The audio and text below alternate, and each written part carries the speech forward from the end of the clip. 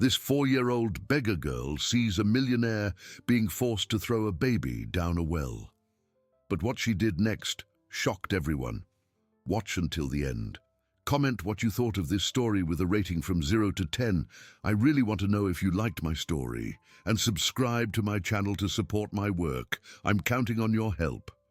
The March sun beat down mercilessly on the dusty streets of Harmony Creek when Chloe, just 4 years old, dragged a torn plastic bag along the cracked sidewalks of the small town in rural Georgia. Her bare little feet were already calloused from walking on the hot asphalt in search of aluminum cans that might earn her a few cents to buy a loaf of bread at the end of the day. The girl had perpetually messy brown hair and large eyes that seemed to hold a sadness too deep for someone so small.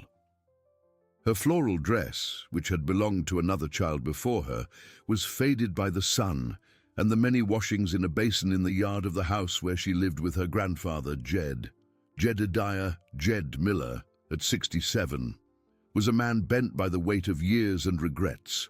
His face, etched with deep wrinkles, told the story of someone who had lost everything at the poker tables in the local dive bars. His disheveled grey hair and unshaven beard completed the image of a man who had given up on life long ago. The house where they lived was on the outskirts of Harmony Creek, on a dirt road where the houses seemed to compete to see which was in worse shape. The wood and masonry structure had a leaky roof, glassless windows, and a yard full of tall weeds where Chloe played alone with dolls made of rags and dried twigs she found on the ground.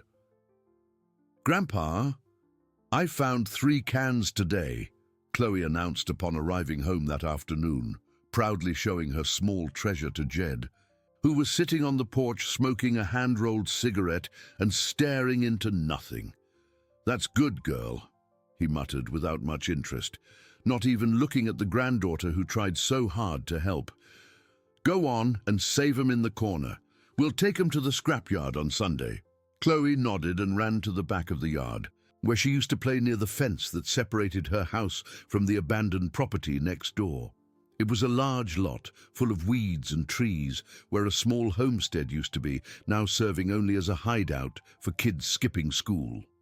It was while she was squatting, organizing her cans under a pecan tree, that Chloe heard raised voices coming from the neighboring property. Curious as any child, she approached the old wooden fence and peeked through a gap between the planks. On the other side, 2 men were talking tensely near the abandoned artesian well in the center of the lot. She recognized one of them immediately. It was Will Davenport, the richest man in Harmony Creek, owner of the largest farming estate in the region. Everyone in town knew his face, as he was always in the local newspaper when he made donations for church festivals or when his harvests broke production records. Will was 42, tall and strong, with dark, neatly combed hair and always impeccable clothes. Even there, in that abandoned place, he wore a white dress shirt and dark slacks, as if he had come straight from a business meeting. The other man had his face partially covered by a low-pulled cap and a bandana tied around his neck, which could be pulled up at any moment. He was shorter than Will, thinner, and moved nervously, like a cornered animal. Chloe couldn't see his face clearly, but she noticed he gestured wildly as he spoke. "You have no choice, Will," the hooded man said in a hoarse voice. "Either you do what I'm telling you, or the whole town will know the truth about what happened here 5 years ago." "Please, Vance, think about what you're doing," Will pleaded, and Chloe noticed he was carrying a large bundle in his arms, something wrapped in white cloths that seemed to move slightly. "This won't solve anything. It'll only make things worse for everyone." "Don't give me that," Vance retorted, partially revealing his face when he pulled down the bandana for a moment. He was a man of about 38, with a sparse beard and small, angry eyes. "You thought I'd stay quiet forever? Thought you could just fire me and I'd disappear without saying a word?"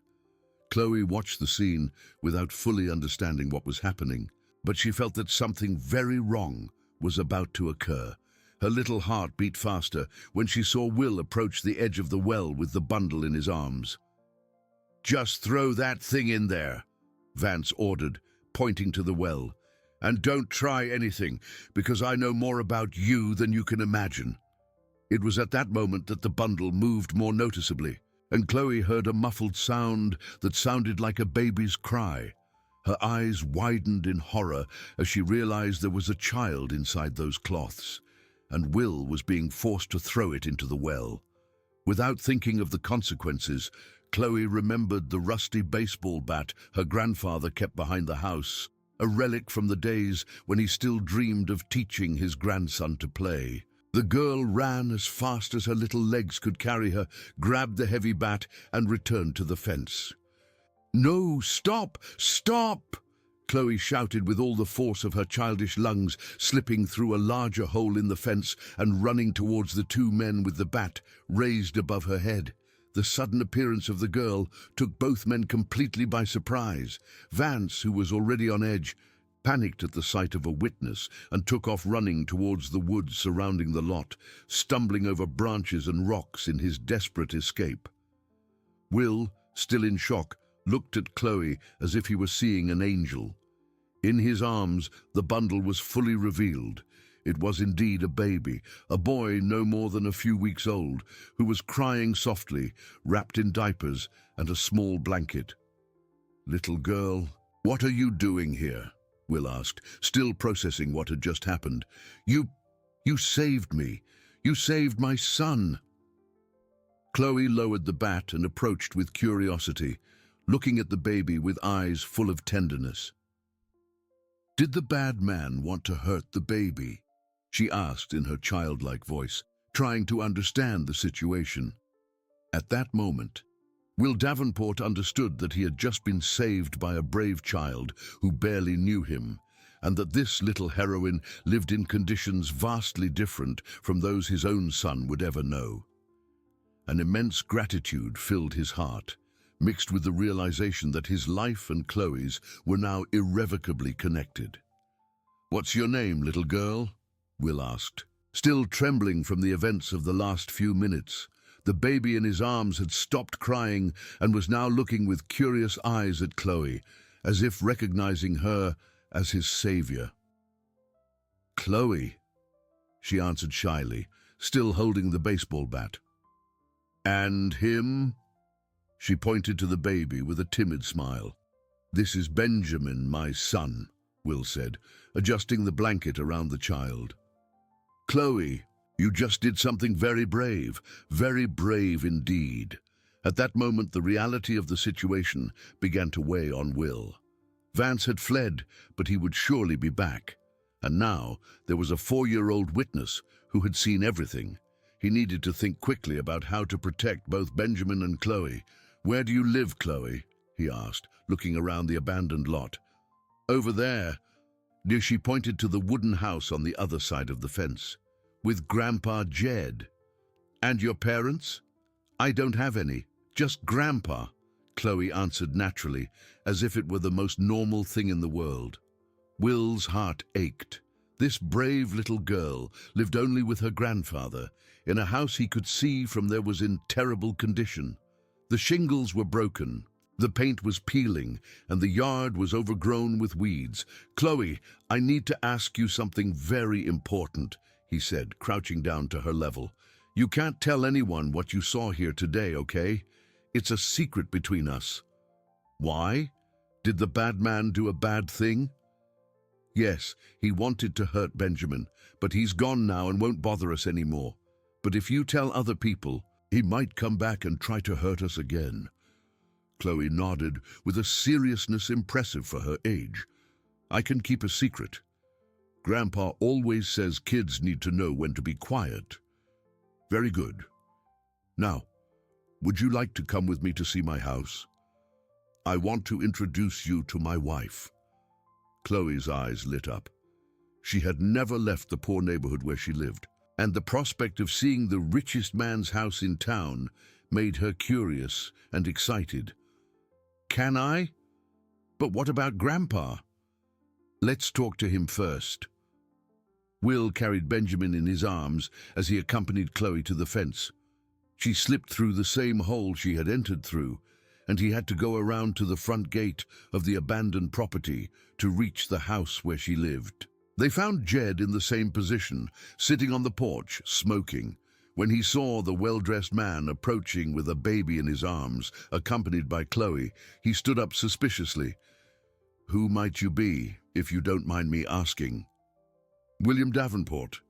Your granddaughter just helped me out of a very delicate situation, and I'd like to repay her kindness."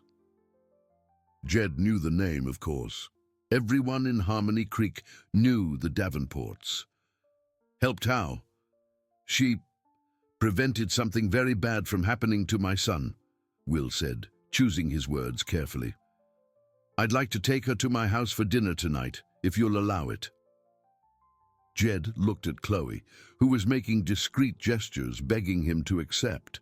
The old man was suspicious, but also intrigued. What kind of situation could a 4-year-old child have resolved for a man like Will Davenport?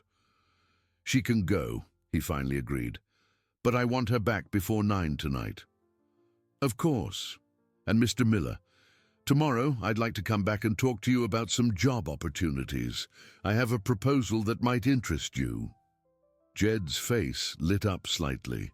It had been months since he'd had a steady job, surviving only on his meager retirement check and the money Chloe made from the cans. The drive to the Davenport estate was an adventure for Chloe. She had never been in such a big, comfortable car. She stayed glued to the window, watching the landscapes change as they moved away from the town center towards the countryside. The Magnolia Ridge estate was even more impressive than Chloe had imagined. Ornate iron gates opened automatically as the car approached, revealing a road lined with pecan groves that stretched as far as the eye could see. The main house was a majestic, colonial-style mansion, painted white with blue trim, surrounded by well-kept gardens where peacocks roamed freely. "Wow," Chloe whispered. "Impressed. This is where you live." "It is, and now you're going to meet Eleanor, my wife. She's very nice, you'll like her." But when they entered the house, the reception Chloe received was very different from what Will had promised. Eleanor Davenport, 35, was an elegant woman with impeccably styled blonde hair and expensive clothes. When she saw her husband arrive with an unknown child, her expression changed drastically. "Will, who is this girl?" she asked, looking Chloe up and down with a gaze that mixed curiosity and disapproval. "This is Chloe. She helped me with a very important situation today." Eleanor approached to get a better look at the girl. Chloe was in her best clothes, a dress that, though simple and faded, was clean, but she still contrasted sharply with the luxurious surroundings of the estate. It was when Eleanor looked into Chloe's eyes that something strange happened. She froze completely, as if she had seen a ghost. Her eyes widened, and she took an instinctive step back. "Where did you say this girl came from?" she asked in a trembling voice. "She lives in town with her grandfather." "Why, Eleanor, are you okay?" Eleanor couldn't stop staring at Chloe. There was something in the girl's features, especially her large, expressive eyes, that awakened a painful memory she had tried to forget for years. She looks so much like—" she began to say, but cut herself off. "No, it must be my imagination." "Looks like who?" "Nothing, forget it. She just reminded me of someone I knew a long time ago." The rest of the dinner was tense. Chloe, not understanding the strange looks Eleanor was giving her, behaved politely and was enchanted by the delicious and abundant food. So different from the simple meals she had at home with her grandfather. Benjamin, who had been calm the whole time, seemed to have formed a special bond with Chloe. Whenever she approached, he would smile and reach out his little hands towards her. "He likes you," Will observed, trying to break the strange mood that had settled in. "I like him too. He's very cute," Chloe replied, making funny faces that drew giggles from the baby.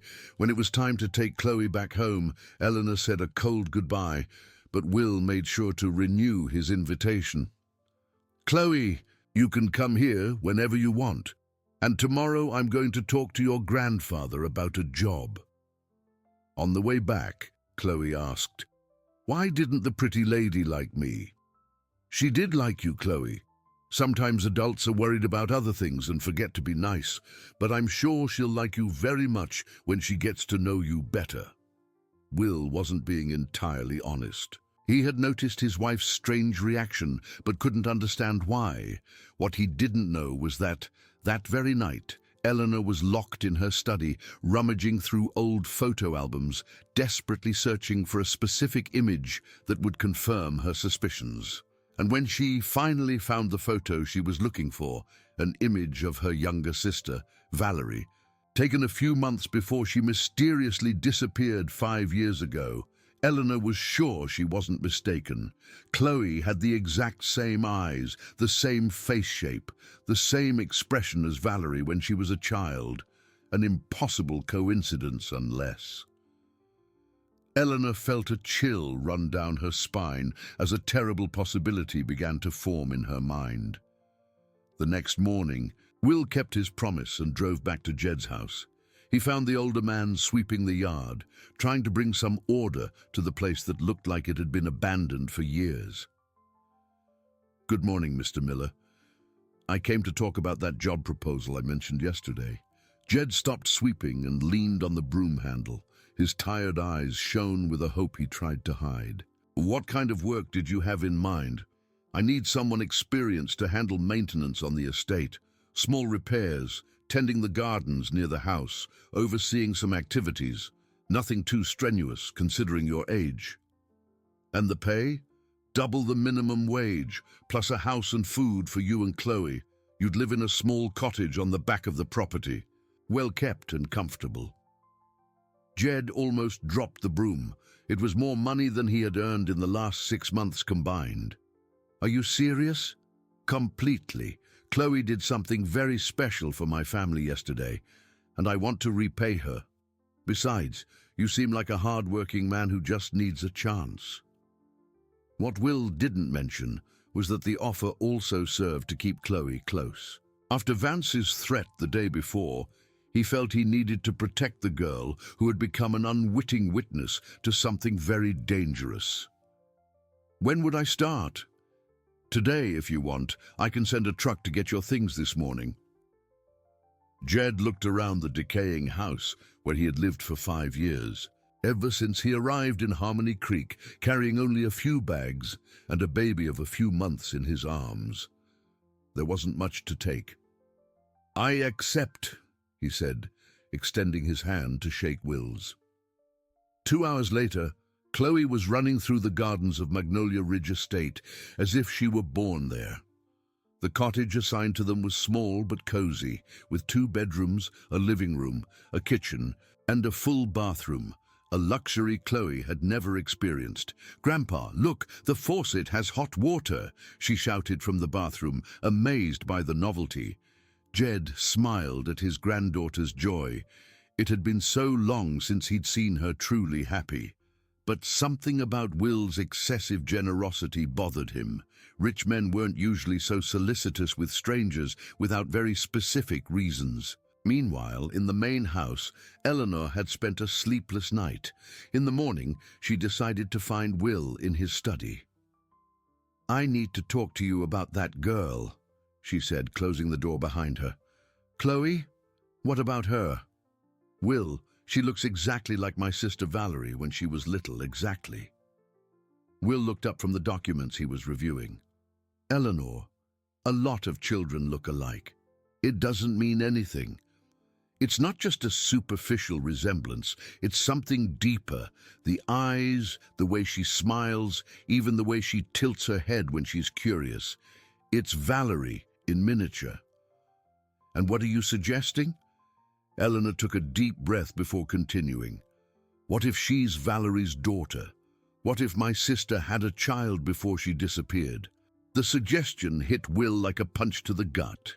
He remembered Valerie well, Eleanor's younger sister, who had mysteriously vanished 5 years ago, leaving the family in despair. The police had investigated but never found any concrete leads. That's impossible, Eleanor.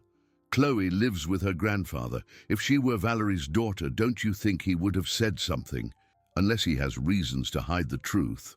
What reasons? I don't know yet, but I'm going to find out. That afternoon, while Jed began his first day of work helping the head groundskeeper repair a broken fence, Eleanor decided to approach Chloe. She found the girl playing in the garden with Benjamin, who was lying on a blanket under a tree. "Hi, Chloe, remember me?" "Of course. You're Mr. Will's wife. You're very pretty." Eleanor smiled, but there was nervousness in her eyes. "Thank you, sweetie. Can I sit here with you?" "Sure." "Chloe, do you remember your mum?" The question caught the girl off guard. She stopped tickling Benjamin and was quiet for a moment. "Not really. Grandpa says she went away when I was very little." "And your dad? Do you remember him?" "I never had a dad.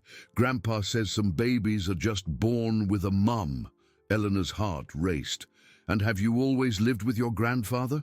"Always, since I was a baby. He says my mum left me with him and went to a place far, far away." "Did your grandfather tell you what your mom was like? What her name was?" Chloe shook her head. "He doesn't like to talk about her. He gets sad when I ask." At that moment, Jed appeared in the garden, sweaty from work and looking for Chloe. When he saw the girl talking with Eleanor, his expression changed completely.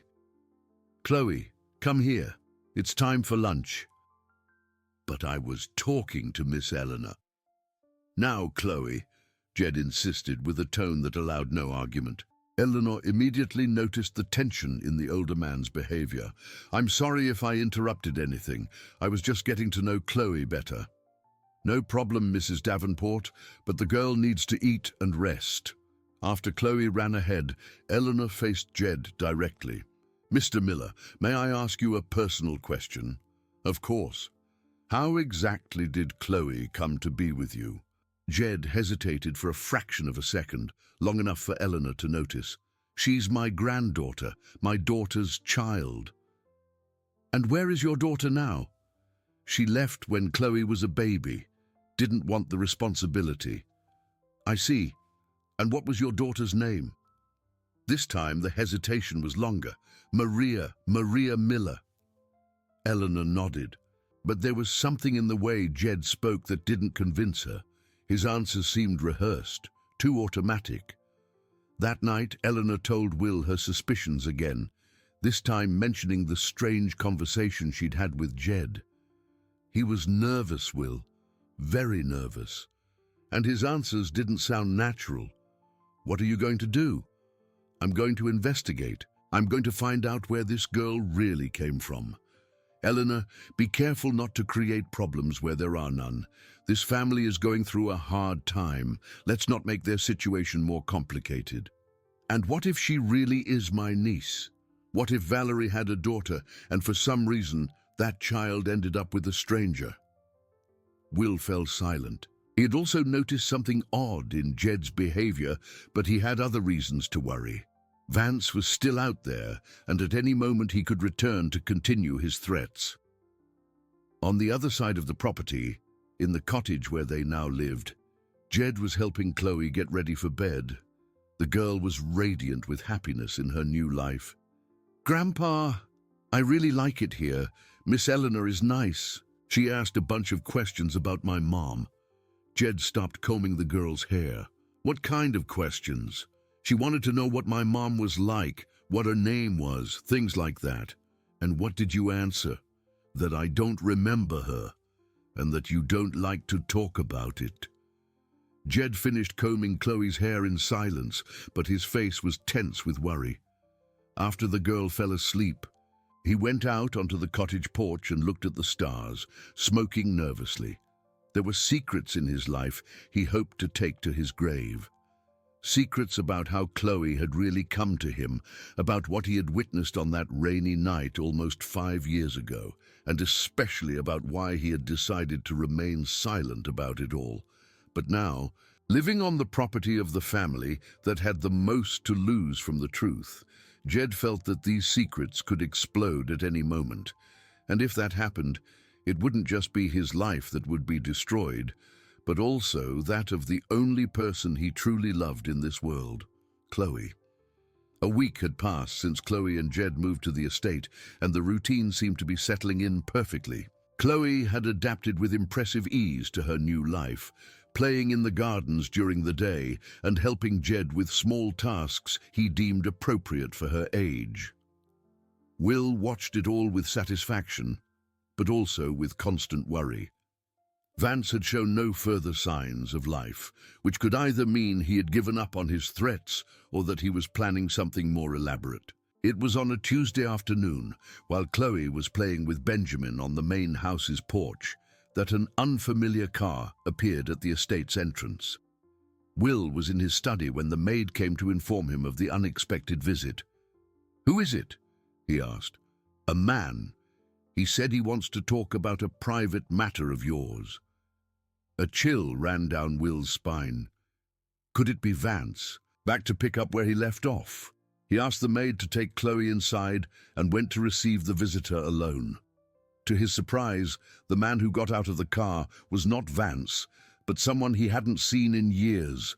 Mike Sullivan, an old college friend who now worked as a private investigator in Atlanta. "Mike, what are you doing here?" "Will, my friend, I need to talk to you about a case I'm investigating." "What kind of case?" Mike looked around, making sure they were alone. "A disappearance. A woman named Valerie Mason went missing 5 years ago, and her family hired my services to try and find out what happened to her." Will had to lean against the porch railing to keep his balance. Mason was Eleanor's maiden name. Valerie was his sister-in-law. And what does that have to do with me? Well, during the investigation, I discovered she spent her last days before disappearing here in the Harmony Creek area. Some people remember seeing her around here. "Mike, that was 5 years ago. Why are they investigating now?" "The family never gave up. And recently, some new information came to light that reignited their interest." Will tried to maintain his composure, but he could feel cold sweat trickling down his back. "What kind of information?" "Someone contacted the family saying they have information about Valerie's whereabouts. They want money in exchange." Will's heart pounded. It could only be Vance. He'd found a way to make money off the secrets he knew, not just by blackmailing Will, but also by exploiting the desperation of Valerie's family. "And you believe this person actually has useful information?" "It's hard to say, but the family is willing to pay to find out. That's why I'm here, gathering statements from people who lived in the area at the time." "I see. And how can I help?" "Oh, do you remember seeing a young blonde woman around 25 around here at that time? She was pretty, had green eyes, about 5'3". Will knew that description perfectly. It was exactly how Valerie had appeared on his property that terrible night 5 years ago. "I don't recall anyone with that description," he lied. Mike made some notes in his notebook. "All right. If you remember anything, can you give me a call?" He handed over a card with his contact information. "Of course. But tell me something, out of curiosity. What kind of information does this mysterious person claim to have?" "According to them, they know exactly where Valerie is, and they also claim to know details about a child." "A child?" "Yes. Apparently, Valerie was pregnant when she disappeared. The family didn't know that." Will felt his legs grow weak. If Vance really knew about Valerie's pregnancy, he knew much more than he had revealed that day in the abandoned lot. After Mike left, Will stood on the porch, trying to process all the information. Vance wasn't just blackmailing him about what happened to Valerie, he also knew about the child. And suddenly, a terrible possibility began to form in his mind. What if Eleanor's suspicions were right? What if Chloe really was Valerie's daughter? That night at dinner, Will observed Chloe with new eyes. Now that Mike had mentioned Valerie's physical characteristics, he began to notice resemblances that had previously gone unnoticed. The shape of her eyes, Her smile, even some of her gestures seemed familiar. "Chloe," he said carefully, "do you remember anything from when you were very little? Before you lived with your grandfather?" "I don't remember anything. Grandpa says I was very young." "And you were never curious to know more about your mother?" Chloe looked at Jed, who was visibly uncomfortable with the conversation. "Sometimes I am, but Grandpa gets sad when I ask." "I don't get sad," Jed said quickly. "It's just that there's not much to say. Your mother was very young, not ready to take care of a child." "How did you two meet?" Will asked Jed directly. "I was working as a caretaker on a property nearby. She showed up there one night asking for help. She was with the girl, said she had nowhere to go." And you decided to keep the child when she left?" "She didn't give me a choice, disappeared during the night and left Chloe with me." Eleanor, who had been quiet until then, spoke up. "What property was this where you worked?" Jed hesitated again. It was a small homestead. The owners sold it and moved away shortly after." "What were the owners' names?" "I don't remember well. It was a long time ago." The evasive answer confirmed Eleanor's suspicions. There was something very wrong with Jed's story, and she was determined to find out what it was. After dinner, while Jed took Chloe to the cottage, Eleanor pulled Will aside for a private conversation. "Did you notice how nervous he gets whenever we ask questions about Chloe's past?" "I did, and there's something else you need to know." Will told her about Mike's visit and the information about someone blackmailing Valerie's family. When he mentioned that this person claimed to know about a child, Eleanor turned pale. "Will, this can't be a coincidence. Valerie disappears pregnant 5 years ago, and now we have a girl the same age who looks just like her living on our property. But how would she have ended up with Jed? Maybe he worked on the property where Valerie was hiding. Maybe he knows exactly what happened to my sister." "And you think he's hiding it? Why?" "I don't know, fear, guilt, or maybe someone told him to keep quiet." That night, Jed couldn't sleep. He was restless with all the questions Will and Eleanor had asked during dinner. They were starting to suspect, and that was dangerous for everyone involved. He got out of bed silently, careful not to wake Chloe, and went to the kitchen to make coffee. As he waited for the water to boil, his eyes fixed on a drawer where he kept his few personal belongings. Inside, hidden at the bottom, was a yellowed envelope that he hadn't opened in 5 years. An envelope that contained the only proof that everything he had said about Chloe was a lie. Inside that envelope was a letter written in a woman's hand, addressed to "Whoever takes care of my daughter." A letter signed by Valerie Mason, asking for forgiveness for not being able to raise the child and begging for the girl to be loved and protected. Jed had found this letter with Chloe that terrible night and had decided to hide the truth to protect the girl from a past that could destroy her innocence. But now, with all these questions and investigations popping up, he began to wonder if he had made the right choice, and especially what would happen to Chloe if the truth came out. Eleanor couldn't wait any longer. The next morning, as soon as Will left for business in town and Jed went to work in the fields, she decided to act. She knew it was her chance to look for evidence in the cottage where they lived. Chloe was playing in the main garden with Benjamin when Eleanor approached with a forced smile. "Chloe, how about you stay here with me and take care of Benjamin while I do a few things? I can teach you how to change his diaper." Chloe's eyes lit up with curiosity. "Really? I've always wanted to learn." "Of course, sweetie. Let's go inside." With Chloe distracted, learning to care for the baby, Eleanor asked the maid to keep an eye on the 2 children and slipped out the back door.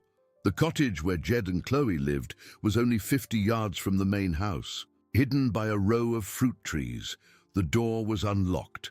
Eleanor entered nervously, feeling like an intruder, but determined to find the truth about the girl who had taken over her thoughts. The interior was simple and clean. In the small living room were a few pieces of furniture, an old but well-kept sofa, a wooden table, and a small television. The walls were decorated with children's drawings Chloe had made, all showing colorful houses and happy families. Eleanor went first to Jed's room. It was Spartan. A simple bed, an old wardrobe, and a small dresser. She opened the drawers carefully, looking for documents, photographs, anything that might reveal the truth about Chloe. In the first drawer, she found only old clothes. In the second, some of Jed's personal documents, an ID, old proof of address, a worn-out work record. But it was in the third drawer, hidden under an old blanket, that her fingers touched something different. A yellowed envelope, clearly old, looking like it had been handled many times. Eleanor picked it up with trembling hands and saw there was nothing written on the outside, but she could feel papers inside. With her heart pounding, she carefully opened the envelope. The first thing she saw was a small, time-faded photograph. It was an image of a young woman holding a baby, apparently taken in a hospital. The woman had blonde hair and light eyes, and even with the poor quality of the photo, Eleanor immediately recognized who it was. "Valerie," she whispered, feeling tears well up in her eyes. But it was when she picked up the letter that was with the photograph that Eleanor was absolutely sure her suspicions were correct. The handwriting was unmistakably her younger sister's, that delicate, slanted script she had known since childhood.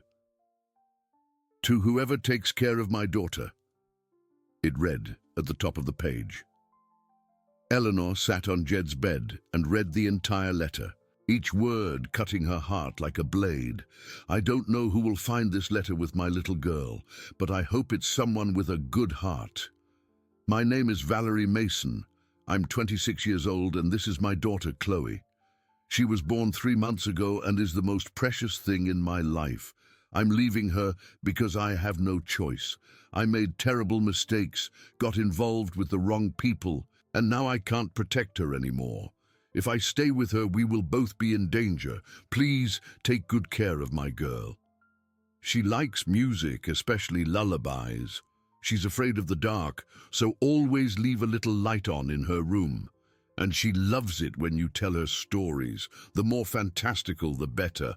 I don't know if I'll ever be able to come back for her, but I hope whoever finds her gives her all the love I can't give her now. Chloe, if you ever read this letter, know that your mother loves you more than anything in the world, and that leaving you was the hardest thing I've ever done. Valerie Mason, December 15th, 2019. Eleanor was crying so hard she could barely see the last lines of the letter. Chloe was really Valerie's daughter. Her niece had been there all along, just a few miles away, being raised by a stranger who had decided to protect her. But why had Valerie left her daughter? What had happened to force her to make such a desperate decision? And where was she now? Eleanor was so engrossed in the letter that she didn't hear the footsteps approaching the house. When she finally realized someone was coming, it was too late to hide what she was doing. Jed appeared at the bedroom door, dirty from his work in the fields, and froze when he saw Eleanor sitting on his bed with the letter in her hands. "What are you doing here, Mom?" he asked, but his tone was not one of surprise or anger. It was one of resignation, as if he knew this moment would come sooner or later. "Looking for the truth," Eleanor replied, still holding the letter, "and I just found it." Jed entered the room and closed the door behind him. His shoulders seemed to carry an enormous weight as he sat in an old chair next to the bed. "You read the letter," he stated. "I did. Valerie was my sister, Mr. Miller. Chloe is my niece." Jed covered his face with his hands. "I knew this day would come. I always knew. Tell me everything. Tell me exactly how Chloe came to you." Jed was quiet for a long moment, as if deciding how much of the truth he could reveal. Finally, he began to speak. "I was working as a caretaker on a small property nearby. It was a December night, raining hard. Around 2 in the morning, I heard someone knocking on my door. He paused, lost in painful memories. When I opened it, there was a young woman soaked in the rain, holding a baby. She was desperate, crying, asking for help. She said she needed to leave the child in a safe place. And did you know her? No. I'd never seen her before, but she looked terrified, like she was running from something or someone. Eleanor leaned forward, eager for every detail. What else did she say? That there were people looking for her, that if they found her, they would hurt her and the baby. She begged me to take care of the girl until she could come back for her. And you agreed just like that? I had just lost my wife a short time before. The house was empty. I was alone. And that little child reminded me of the daughter my wife and I were never able to have. Eleanor felt a pang of compassion for the man before her. And Valerie. What happened to her? Jed shook his head sadly. She said she'd be back in a few days to get Chloe. She gave me the letter in case something happened to her. And then she never came back. And you never tried to look for her? Never tried to find out what had happened? I did, ma'am. For months. I asked everyone in the area, looked in hospitals, police stations, but it was like she had vanished from the face of the earth. Eleanor felt a mixture of gratitude and anger. Gratitude because Jed had lovingly cared for Chloe all these years, but anger because he had hidden the truth from a desperate family searching for answers. Why did you never tell anyone? Why did you invent this story that she was your granddaughter? Because I was afraid, Jed admitted. Your sister was running from something serious, something that made her abandon her own daughter. If I told the truth, I could put Chloe in danger too. But our family was looking for her. Knowing Chloe was safe, at least we would have had some peace. How was I to know who you were? How was I to know if you were the good people or the people she was running from? Jed's logic made sense, but it didn't lessen Eleanor's pain for all the years lost without knowing her niece's whereabouts. And now? She asked. What do we do now? I don't know, Mrs. Davenport. I just know that Chloe is a happy, healthy girl and that she considers me family. I don't want her to suffer because of the adults' mistakes. At that moment, Chloe's voice echoed from outside the house. Grandpa, Grandpa, where are you? Benjamin is crying and I don't know what to do. Eleanor and Jed looked at each other, both realizing the conversation would have to be interrupted. But now that the truth was out, nothing would ever be the same again. The afternoon of that day was one of the most tense at Magnolia Ridge Estate. Eleanor had kept Valerie's letter in her purse, promising Jed they would talk later, when they could do so without Chloe around. The older man seemed to carry an even heavier weight on his shoulders, knowing that the secret he had kept for 5 years had finally been discovered. Chloe, oblivious to all the tension, played happily with Benjamin, making up stories for the baby and humming songs she had learned from Jed. She didn't notice the emotionally charged glances Eleanor gave her, nor the way her aunt now watched her as if seeing a completely new person. When Will returned from town late in the afternoon, Eleanor intercepted him before he even got out of the car. "We need to talk, urgently," she said, clutching the purse with the letter. "What happened?" "I found the proof we were right. Chloe is Valerie's daughter." Will felt the ground open up beneath his feet. "What do you mean? What proof?" "A letter, written by Valerie herself, explaining why she left her daughter with Jed." They locked themselves in Will's study, and Eleanor showed the letter to her husband. As he read, she told him all the details of the conversation she'd had with Jed that morning. "My God," Will murmured when he finished reading. "She was running from some danger. That explains why she disappeared so abruptly." "Will, there's something you're not telling me about Valerie, isn't there?" The question hit Will like a slap. He looked at his wife, saw the determination in her eyes, and realized he couldn't hide the truth much longer. Eleanor, there are things about your sister's disappearance that are complicated. What kind of things? Will stood up and walked to the window, looking out at the garden where Chloe played carefree. How could he tell Eleanor that he was the one responsible for Valerie's departure? How could he explain that his sister-in-law had come to the estate that terrible night, looking specifically for him? "Valerie came here the night she disappeared," he said finally, without turning to face his wife. The silence that followed was deafening. Eleanor felt as if the air had been sucked from her lungs. "What do you mean she came here? Why did you never tell me?" Because she came looking for me. She said she needed to talk to me about something very important." "About what?" Will closed his eyes, gathering the courage to continue. "She said she was pregnant, and that the child was mine." The revelation exploded in Eleanor's mind like a bomb. She stood up abruptly from her chair, knocking some papers off the desk. "Yours? What do you mean, yours?" "Eleanor, please, let me explain." "Explain now. When did you get involved with my sister?" Will finally turned to face his wife.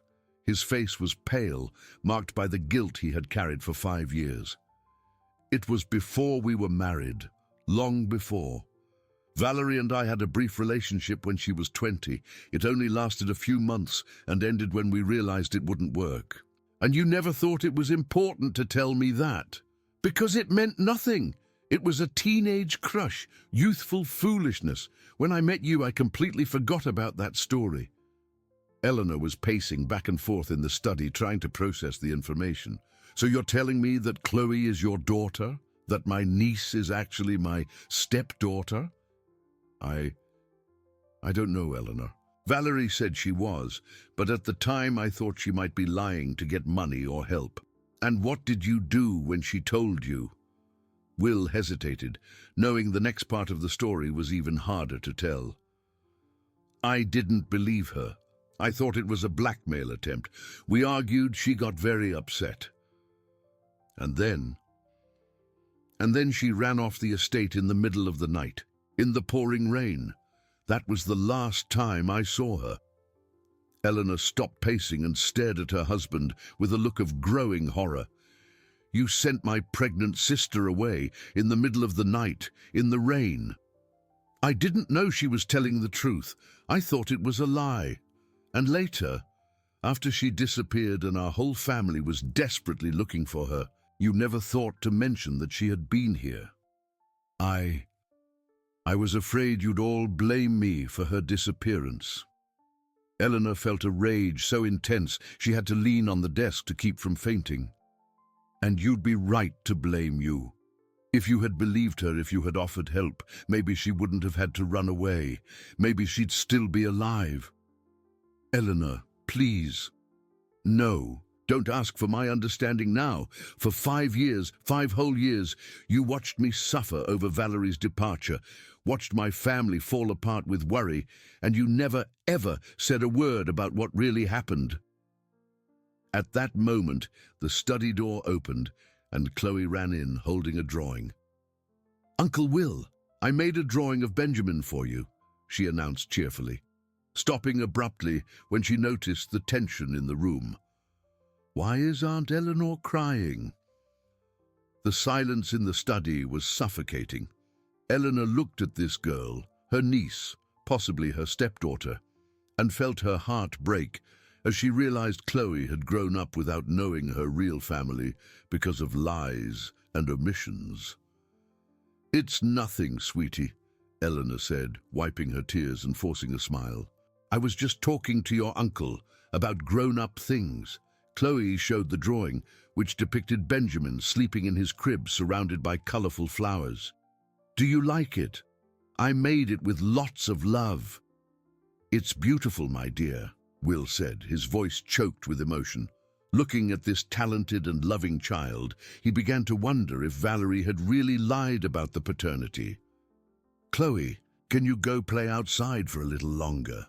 Eleanor asked. "We'll have dinner later, okay?" "Okay," the girl replied, running out as quickly as she had entered. When they were alone again, the atmosphere was even heavier. Eleanor stared at Will with an expression that mixed pain, anger, and disappointment. "Now I understand why that man was blackmailing you," she said slowly. "He knows the truth about what happened to Valerie that night. Vance worked here on the estate at the time. He must have witnessed the argument. And now he's selling information to our family, making everyone suffer even more." Will approached his wife, trying to touch her, but she moved away.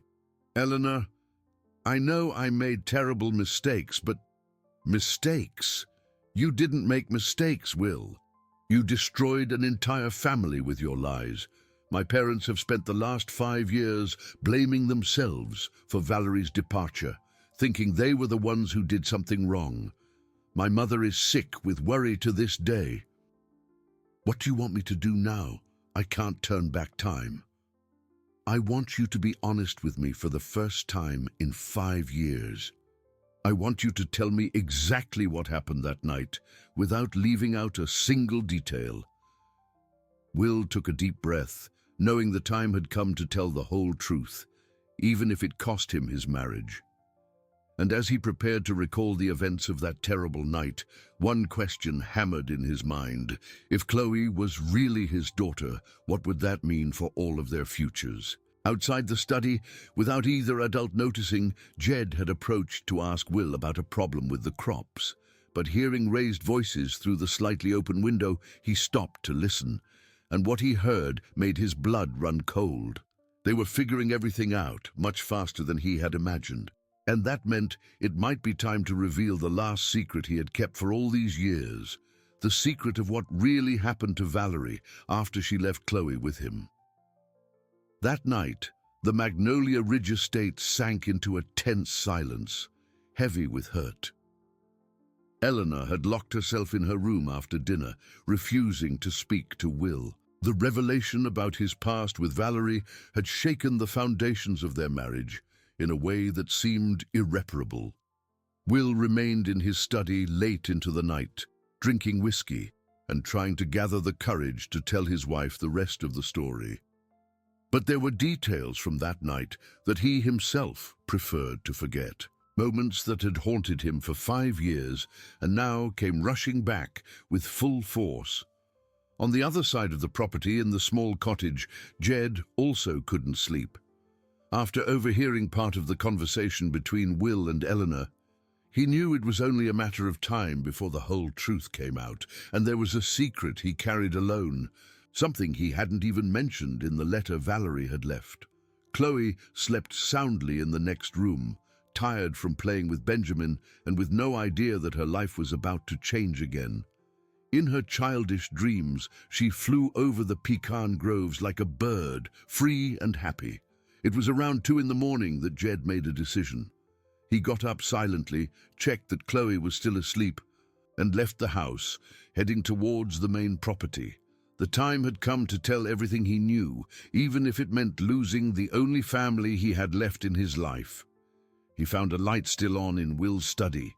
He knocked gently on the window, and when the landowner came to answer, he saw a man destroyed by guilt and alcohol. "Mr. Miller, what are you doing up at this hour?" "I need to talk to you, and to Mrs. Davenport too, if possible. It's about Valerie." Will's stomach turned. "What do you know about Valerie?" "A lot more than I told you this morning." 15 minutes later, Eleanor had come down to the study, still in her robe, and with her eyes swollen from crying. When she saw Jed sitting in one of the armchairs with a grave expression on his face, she knew instinctively that she was about to hear something that would change everything again. "Before I start," Jed said, "I want to make it clear that everything I did was to protect Chloe. She has always been my priority." "Just tell us what you know," Eleanor said impatiently. Jed took a deep breath before beginning. "Valerie didn't disappear the night she left Chloe with me. She came back 3 days later." The silence in the study was absolute. Will and Eleanor looked at each other, trying to process this new information. "What do you mean, she came back?" Will asked. "She showed up at my house in the middle of the night. desperate, saying she needed to see her daughter one last time. She was badly hurt, with bruises on her face and arms. Eleanor put a hand to her chest, feeling as if the air had been knocked out of her lungs. Hurt how? Someone had beaten her, badly. She could barely stand up straight. And what did she say? Who had done that to her? Jed hesitated, looking directly at Will.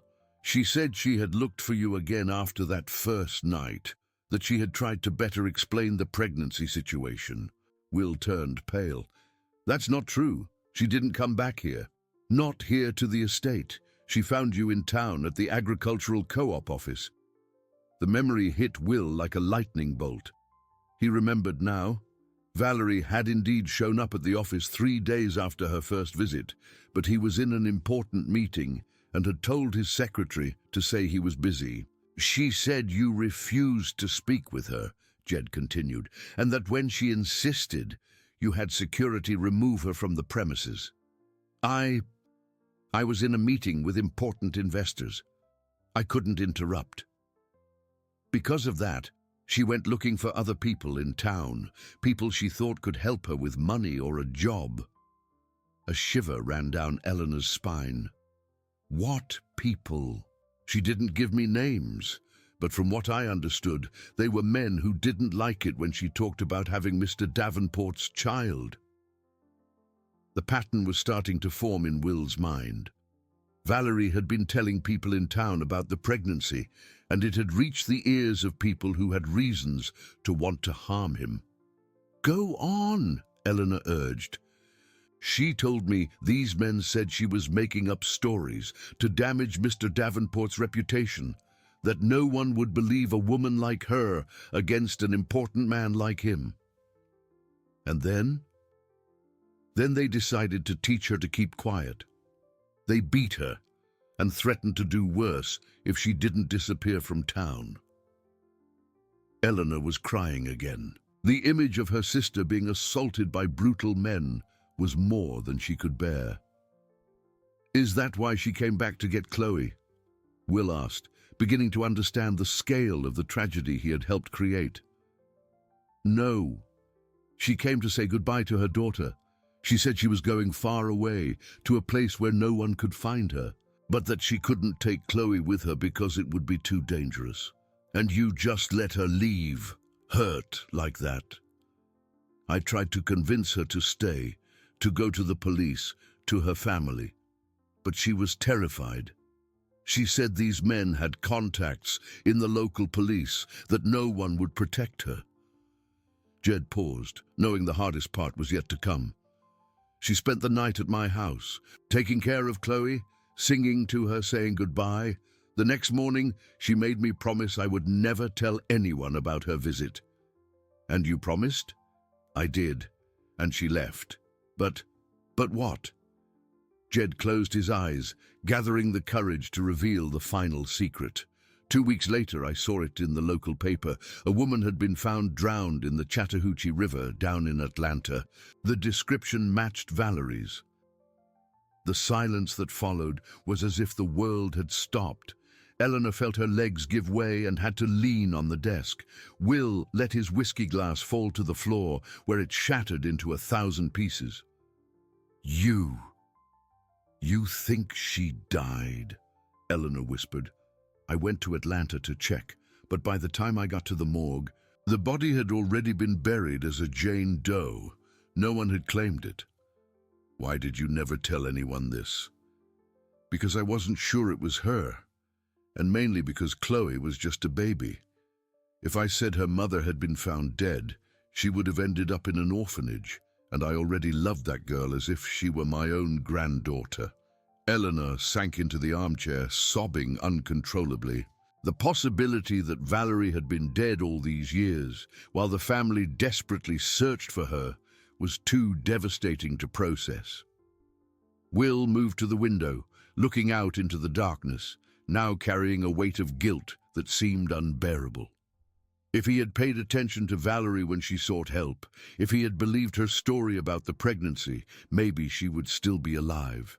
There's one more thing, Jed said, his voice almost inaudible. What else? Eleanor asked through her tears. Before she left, Valerie gave me something besides the letter. She made me promise I would only give it to Chloe when she was a grown woman. What was it? Jed took a small gold necklace with a heart-shaped pendant from his pocket. She said it was an heirloom from your grandmother, and that Chloe deserved to have something from her real family. Eleanor recognized the necklace immediately. It was a family heirloom that had belonged to her maternal grandmother and that Valerie had received for her 18th birthday. "My God," she murmured, taking the necklace with trembling hands. "It's really hers." At that moment, everyone in the study realized there was no longer any way to deny or escape reality. Chloe was Valerie's daughter, possibly Will's daughter, and her mother had very likely lost her life trying to protect her child from the consequences of adults' mistakes. And now, with the truth finally revealed, they needed to decide how to tell all of this to a 4-year-old girl who believed the world was a safe place and that the people she loved never lied to her. Outside the study, hidden behind a tree, a figure watched the scene through the lit window. Vance had returned to the estate, and now he knew exactly what cards he held to continue his game of blackmail. The following morning brought a heavy, charged atmosphere to the Magnolia Ridge estate. Will had spent the rest of the night in his study, trying to absorb all of Jed's revelations. Eleanor hadn't been able to go back to sleep, staying awake in her room, holding Valerie's necklace and crying for the sister she might never see again. Chloe woke up early as usual and ran out to play in the garden. She didn't understand why the atmosphere was so strange, why the adults spoke in whispers, and why Eleanor looked at her with such deep sadness in her eyes.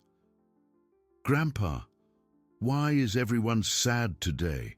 she asked Jed, who was preparing breakfast in the cottage with mechanical, distracted movements. "They're not sad, girl, just tired," he lied, unable to look directly at the child he had raised as his own. "Can I go play with Benjamin?" "You can, but stay close, okay? Don't leave the main garden." Chloe ran to the big house where she found an unusual scene.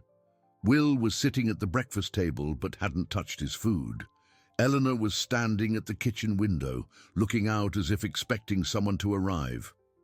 "Good morning, Uncle Will." "Good morning, Aunt Eleanor," she greeted cheerfully, hopping into the chair next to Will. "Good morning, my dear," he replied, trying to force a smile. Eleanor turned from the window and looked at Chloe with an expression that mixed love and pain. Now that she knew the truth, every gesture of the girl, every smile, every word reminded her of Valerie at the same age. "Chloe," she said softly, "do you want to come here with me?" The girl jumped from her chair and ran to Eleanor, who hugged her tightly, as if wanting to protect her from all the evil in the world. "You have the most beautiful eyes I've ever seen," Eleanor said, stroking Chloe's face. "Grandpa always says that too. He says my eyes look like my mom's." The innocent phrase made Eleanor even more emotional. "And would you like to know more about your mom?" "I would, but Grandpa gets sad when I ask." It was at that moment that Will noticed something strange through the living room window. A man was standing on the road leading to the estate's entrance, watching the property with binoculars. "Eleanor," he called in a low voice, "come here for a moment." She approached the window, still holding Chloe in her arms. When she saw the man on the road, her blood ran cold. "Who is that?" "Vance," Will murmured. "He's watching us." "Chloe," Eleanor said quickly, "how about you go play inside with your drawings? Uncle Will and I need to talk about grown-up things."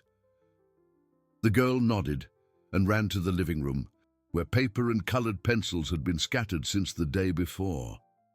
As soon as she left, Will and Eleanor returned to the window. "How long has he been there?" Eleanor asked. "I don't know, but if he overheard our conversation last night..." At that moment, the house phone rang. Will answered with apprehension. "Hello?" Will Davenport, a familiar male voice on the other end of the line. Who's speaking?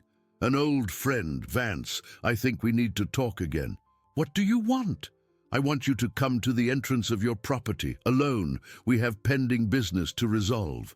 And if I don't go, then I'll go into town and tell that private investigator who's looking for Valerie Mason a very interesting story about what happened to her. Will felt the ground give way beneath him. What story? The story of how you refused to help a pregnant woman, causing her to seek protection in dangerous places. The story of how your negligence caused a tragedy. The investigator will love to hear it. You can't prove anything. I can prove more than you imagine, my friend.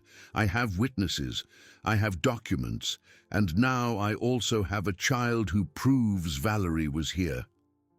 The line went dead. Will hung up the phone with trembling hands. What did he want? Eleanor asked. He wants to meet me. Says if I don't go, he'll tell the investigator everything. And are you going? I have no choice. 15 minutes later, Will was walking down the road towards the estate gate, where Vance was waiting, leaning against an old, dirty car. The ex-employee smiled maliciously as he saw his former boss approaching. Punctual as always, Will. What do you want, Vance? First, I want you to know I heard you talking last night. Very interesting to find out old Jed knew so much. You were spying. I was protecting my interests, and I found some valuable information. What information? Vance pulled a small notebook from his pocket and flipped through a few pages. For example, that Chloe is Valerie's daughter, that you are possibly the father, and that Valerie is very likely dead because of your refusal to help her. What do you plan to do with this information? First, I'm going to find the investigator in town. I'm going to tell him the whole story, including the fact that you hid crucial information about Valerie's disappearance. Will's stomach churned. And then I'm going to find the Mason family in Atlanta. I'm going to tell them that their missing daughter had a child who is being raised here on your estate. I imagine they'll want to meet their granddaughter. Vance, think about what you're doing. Chloe is just an innocent child. She's not to blame for the adult's mistakes. You're right, she is innocent, and she deserves to be with her real family, not with the man who caused her mother's departure. And what do you want in exchange for your silence? Vance smiled, revealing teeth yellowed by cigarettes. $500,000, and the deed to the property where I worked for 5 years before you unjustly fired me. That's impossible. The property is worth over $2 million. Then consider it compensation for the years of underpaid work and the humiliation of being fired in front of all the other employees. And if I pay, how do I know you'll keep your word? You don't. You'll have to trust me, just like I had to trust you when I worked for you. Will looked back, seeing his estate in the distance, where Chloe was probably playing, unaware that her life was being negotiated at that moment. How much time do I have to get the money? 1 week, and Will, if you try anything smart, like leaving town or hiding the girl, I guarantee the whole story will end up not just in the local papers, but in the Atlanta press too. Vance got in the car and drove off, leaving a cloud of dust on the road. Will stood there for a few minutes, trying to process the gravity of the situation. When he returned to the house, he found Eleanor playing with Chloe in the living room, helping the girl draw colorful flowers. The domestic scene contrasted dramatically, with the threat hanging over all of them. So? Eleanor asked when Chloe left to get more colored pencils. He wants $500,000 and the deed to the farm. If I don't pay, he'll tell the investigator and Valerie's family everything. My God, Will, what if her family wants to take Chloe? I don't know. I don't know anything anymore. At that moment, they both looked at Chloe, who was running back with the pencils in her hands, smiling and humming a children's song. It was impossible to imagine how to explain to that happy child that the whole life she knew could collapse in a few days. Aunt Eleanor, Chloe said, showing her new drawing, I made a flower family. This one is the mommy flower, this is the daddy flower, and this little one is me. Eleanor hugged the girl, whispering a silent promise that she would do everything in her power to protect her, even if it meant facing painful truths and making impossible decisions. 3 days had passed since Vance's threat, and the tension at Magnolia Ridge Estate had become almost unbearable. Will spent his nights awake in the study, trying to find a way to get the required money without losing the property his family had built for generations. Eleanor had become even more protective of Chloe, barely letting the girl out of her sight. Jed, for his part, felt the weight of guilt for having revealed the secrets that now put everyone in danger. He watched Chloe play in the garden and wondered if he had made the right choice in telling the truth. It was on a Thursday afternoon that everything began to fall apart for good. Will was in his office when the secretary from the agricultural co-op called with news that made his heart stop. Mr. Davenport, there's a man here who wants to speak with you. He says it's about a very important matter related to your estate. What man? He introduced himself as a private investigator. He brought documents and photographs. Will knew immediately who it was. Mike had returned, and this time he wasn't just gathering statements. Vance had carried out part of his threat. Tell him I'll be there in half an hour. Will hung up the phone and ran to the main house, where he found Eleanor teaching Chloe how to make cookies in the kitchen. The happy domestic scene contrasted painfully with what he was about to say. Eleanor, I need to talk to you, urgently. She immediately noticed the gravity in his voice. Chloe, sweetie, can you go play outside while I talk to your uncle? But I wanted to keep making cookies. You can finish later, my love. I promise. As soon as Chloe left, Will told her about the call from the co-op. Eleanor's face grew progressively paler as she understood the implications. Is he going to tell everything? Probably. And if Mike takes this information to Valerie's family, they'll want Chloe, Eleanor completed, feeling her legs grow weak. Maybe it's for the best. Maybe she deserves to be with her real family. Will, you've seen how happy she is here. We love her as if she were our own daughter, but we're not her family. And after everything we've done, all the lies and omissions, maybe we don't deserve to keep her. At that moment, Chloe ran back into the kitchen, holding a flower she had picked in the garden. Look what a pretty little flower. It's for you. Eleanor hugged the girl tightly, fighting back tears. It's beautiful, my love. Thank you so much. Why are you sad again? Did I do something wrong? No, sweetie. You never do anything wrong. We love you very much. I love you too, and Grandpa too. An hour later, Will was sitting at a table at the agricultural co-op, facing Mike, who had spread photographs and documents across the wooden surface. Will, I've received some very disturbing information about the Valerie Mason case, the investigator began. What kind of information? Information that suggests you weren't completely honest with me in our first conversation. Mike picked up a photograph and placed it in front of Will. It was a picture of Chloe playing in the estate garden, apparently taken from a distance with a telephoto lens. This girl lives on your property, correct? Yes. She and her grandfather work for me. And you don't find it curious that a child living on your estate is practically identical to the woman we're looking for? Will looked at the photograph and had to admit the resemblance between Chloe and the photos of a young Valerie was striking. Many children look like adults without being related. True. But this child not only looks like Valerie, she's exactly the age a baby born around the time Valerie disappeared would be. Mike opened a folder and pulled out more documents. My source told me a very interesting story. According to him, Valerie came to you around the time she disappeared, pregnant, asking for help. Your source is lying. Is he? Because he gave me very specific details about that conversation, including a second attempt to contact you at the co-op office, where you refused to see her. Will felt the trap closing around him. Vance had told everything, and now negotiation would be impossible. Even if that were true, what would it prove?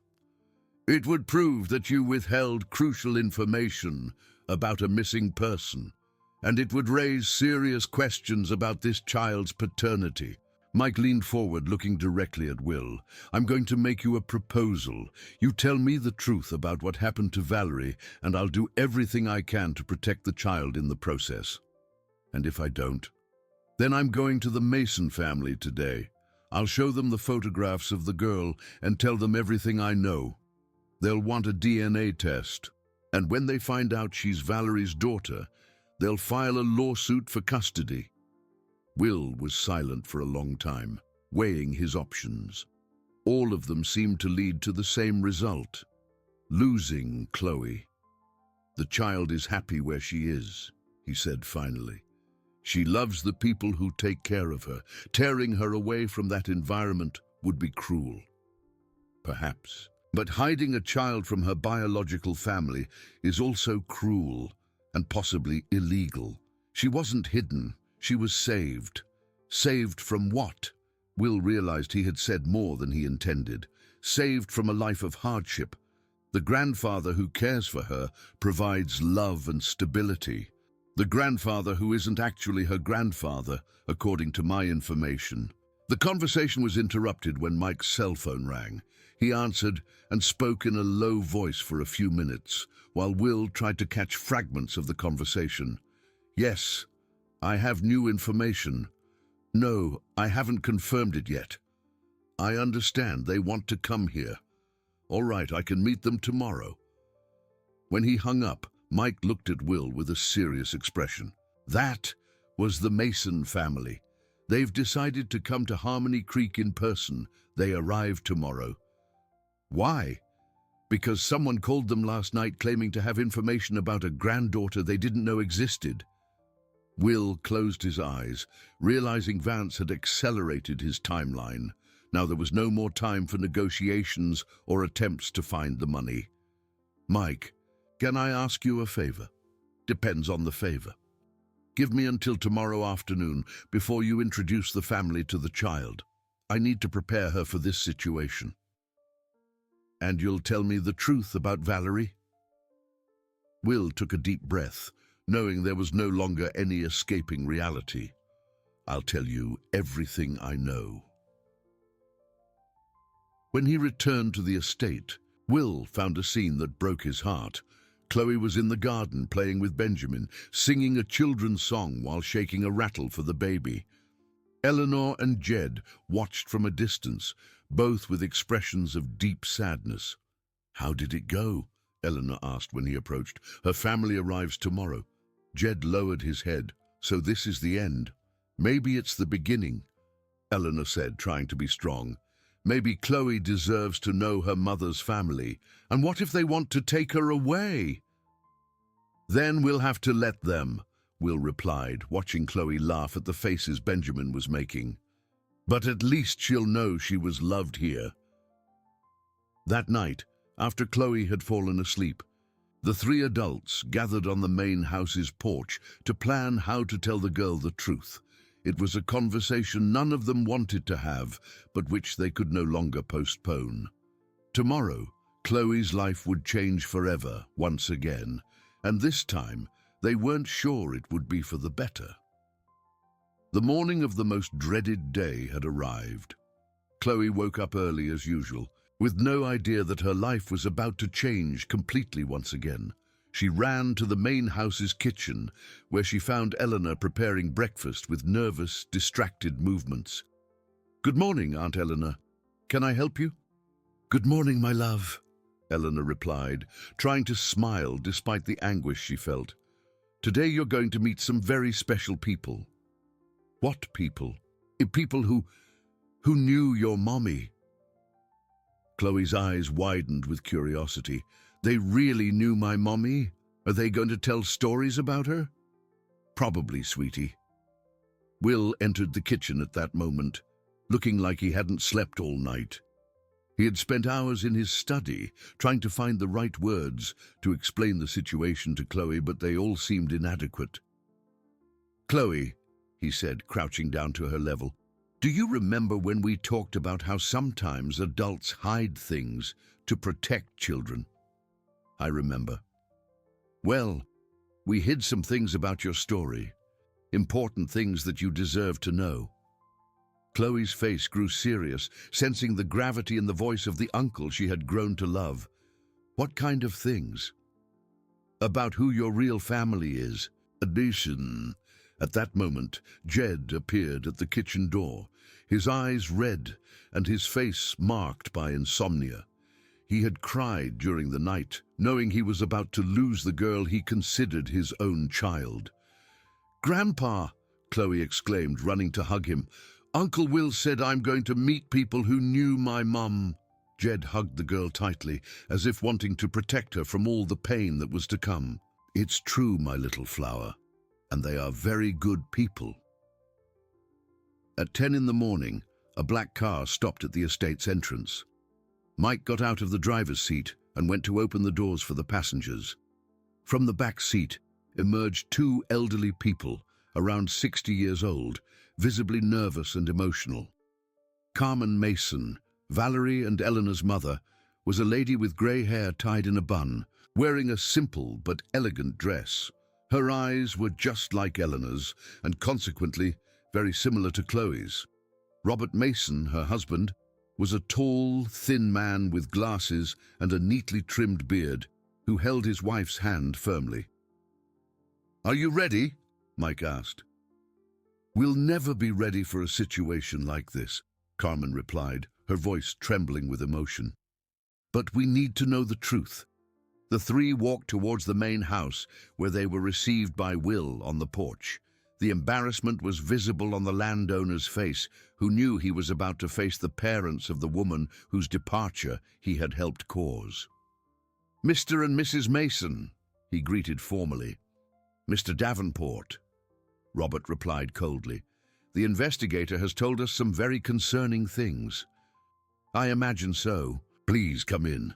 In the living room, Eleanor waited with Benjamin in her arms, trying to maintain her composure. When she saw her parents after so long, she couldn't hold back her tears. "Mom! Dad!" Carmen let go of her husband's hand and ran to hug her eldest daughter. "My dear, how are you? I'm fine, but there are so many things you need to know." "Where is she?" Carmen asked directly. "Where is our granddaughter?" "She's playing in the garden. But before you meet her, you need to understand the situation." For the next half hour, Will told Valerie's parents the whole truth. He spoke of the relationship he'd had with her years before, of the night she appeared pregnant asking for help, of his refusal to believe her story, and of how that decision had led to tragedy. Carmen cried silently throughout the account, while Robert grew increasingly tense and angry. "So you're telling me," Robert said when Will finished, "that my daughter died because you refused to help her?" "I wasn't sure she was telling the truth." "You weren't sure. She was your sister-in-law. Even if you doubted the paternity, you should have offered help." "Dad, please," Eleanor intervened. "Blame won't bring Valerie back." "But it might give us our granddaughter," Carmen said, drying her tears. "Where is she?" At that moment, as if summoned, Chloe appeared at the living room door, holding a drawing. She stopped abruptly upon seeing the strangers and partially hid behind Eleanor. The silence in the room was absolute. Carmen put her hand to her chest, breathless, upon seeing this girl who was an exact copy of Valerie at the same age. Robert took off his glasses to wipe away the tears that began to fall. "My God," Carmen whispered. "It's her. She's just like Valerie." Chloe looked at the emotional faces of the strangers, not understanding what was happening. "Aunt Eleanor, who are these people?" Eleanor took a deep breath before answering. Chloe, these are your grandparents, your mommy's parents. The girl's eyes widened, looking alternately at Carmen and Robert. My real grandparents? Yes, my love, Carmen said, trying to control her emotion. I'm Grandma Carmen, your mommy Valerie's mother. And I'm Grandpa Robert, he said, crouching down to Chloe's level. We've been looking for you for a very long time. Chloe approached shyly, still holding the drawing. Did you know my mom when she was little like me? We did, Carmen replied, extending her hand to the girl. And you look just like her. Can I hug you? Carmen could no longer hold back.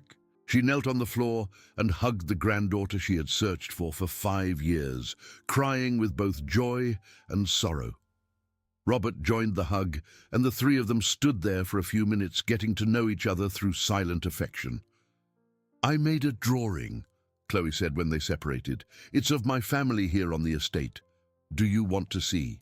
The drawing showed the yellow house and several figures, Eleanor, Will, Jed, Benjamin, and herself, all holding hands in the garden.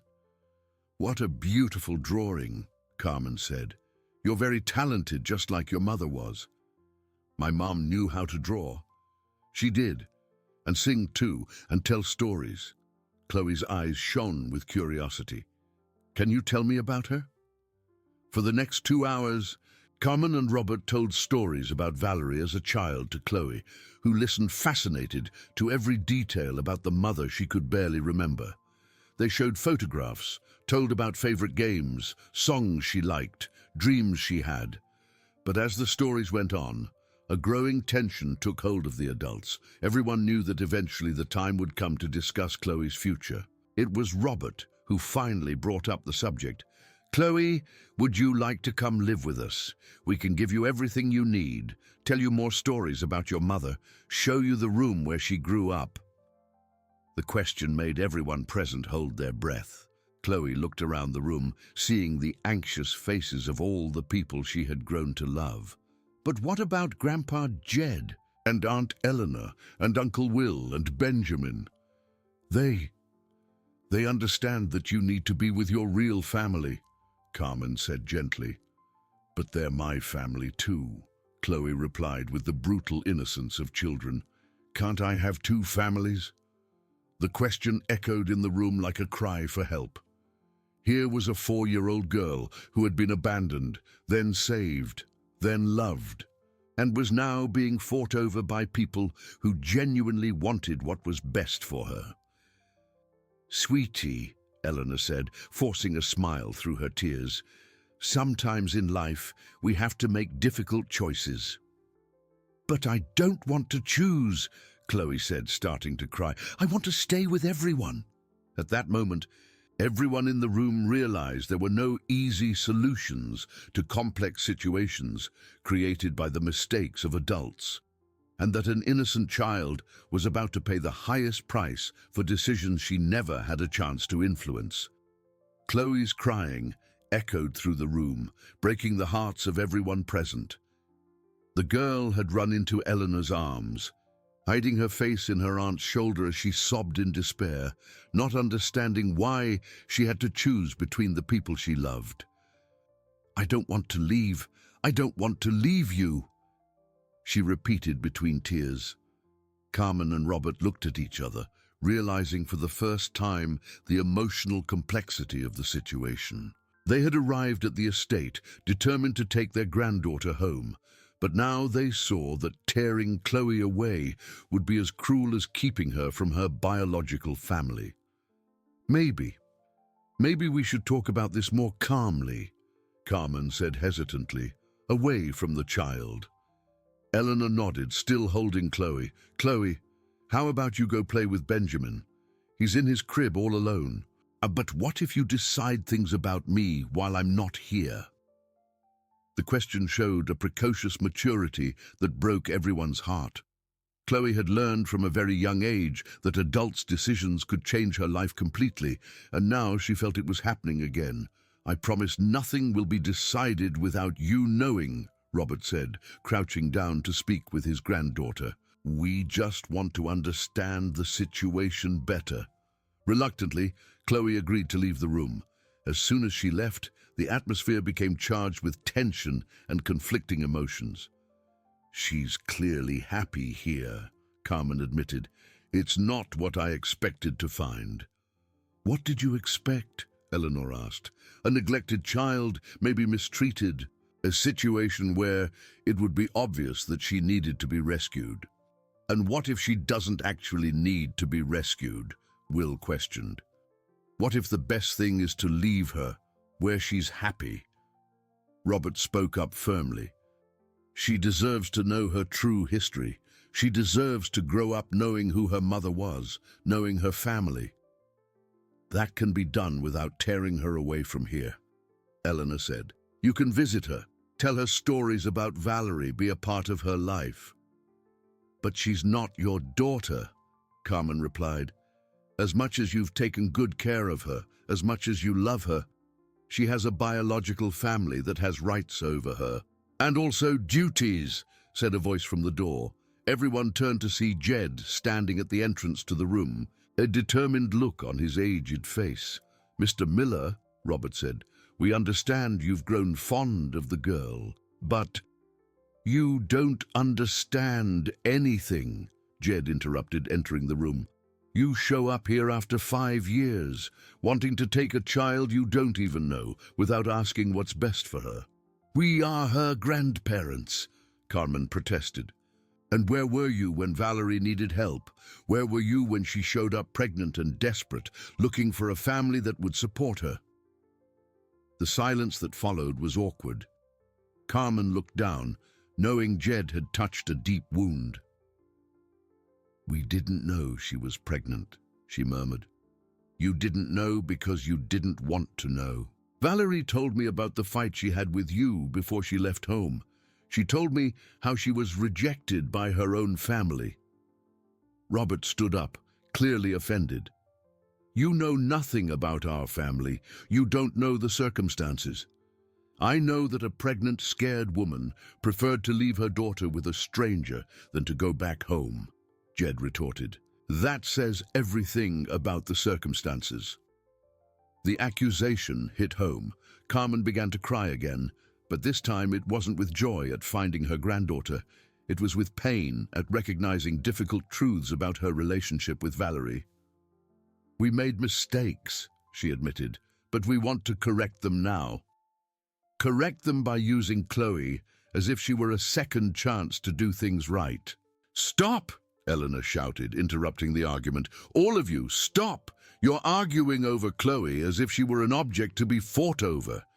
Everyone fell silent, realizing the situation had gotten out of control. The truth, Eleanor continued, is that we all failed Valerie in some way. Will failed by not believing her. You failed by not supporting her when she needed it. And I failed by not realizing my sister was desperate enough to abandon her own child. She stood up and walked to the window, looking out at the garden where Chloe had gone back to playing with Benjamin. The only person who didn't fail was Mr. Miller. He saved Chloe, raised her with love, gave her a happy childhood. And now we want to take that away from her because of our collective guilt. But she needs to know the truth about her origins, Robert insisted, and she will. But that doesn't mean she has to be torn from everything she knows as home. Mike, who had remained silent throughout the discussion, finally spoke up. There is a legal solution to this situation. Everyone turned to him. Shared custody. The child can continue to live here, but the biological grandparents would have regular visitation rights and participation in important decisions about her education and future. Is that possible? Carmen asked. It's complex, but possible, especially considering the child shows strong emotional bonds with her current family. Robert reflected on the proposal. And what would happen when she grows up? When she wants to know more about her biological mother? Then she would have you to tell her those stories, Eleanor replied, and us to give her the emotional support she knows. And what about him? Carmen said, pointing at Will. If he really is Chloe's biological father. Will, who had been quiet for most of the discussion, finally spoke. I'm willing to take a DNA test. If I am her father, I will assume all responsibilities. And if you are, then she will be my daughter officially. But that doesn't change the fact that you are her mother's family and deserve to be present in her life. At that moment, Chloe appeared at the door again, this time carefully carrying Benjamin. The baby was crying, she announced. I think he's hungry. Eleanor moved to take the baby, but Chloe went directly to Carmen. Grandma Carmen, do you want to hold Benjamin? He's very cute. Carmen was surprised by her granddaughter's spontaneous gesture, but accepted the baby in her arms. Benjamin immediately stopped crying and looked curiously at the new face. See, he likes you, Chloe said excitedly. He's very smart. He only stops crying with good people. The innocence of the observation deeply touched Carmen, who realized she was being tested by her granddaughter without the girl even knowing it. Chloe, she said softly, would you like it if Grandpa Robert and I visited you more often? Could you? Do you live far away? We live in Atlanta. It's about a 3-hour drive. Then you can come on weekends, and you can get to know Grandpa Jed and Aunt Eleanor and Uncle Will better. The simplicity of Chloe's proposal was also its beauty. In the mind of a 4-year-old, there was no reason why all the people she loved couldn't coexist harmoniously. Do you really think that would be good? Robert asked. I do. Then you can tell me stories about Mommy, and I can show you all my drawings. Carmen looked around the room, seeing the hopeful faces of the adults who clearly loved her granddaughter as much as she did. Maybe we can try this shared custody, she said slowly, at least for a while to see how it works. Really? Chloe asked, not fully understanding what it meant, but realizing it was something good. Really? We're going to learn to be one big, complicated family. For the first time in days, genuine smiles appeared on the adults' faces. Chloe ran to hug everyone, one by one, as if sealing an important agreement. Now we're talking, she said happily. Now everyone can stay together. But as the adults hugged the girl and each other, none of them noticed the dark figure watching the scene through the window, his anger growing as he saw his blackmail plans being ruined by the family harmony that was forming. Vance had returned, and he was not pleased with the turn of events. The week following the meeting with Chloe's grandparents brought an atmosphere of cautious hope to Magnolia Ridge Estate.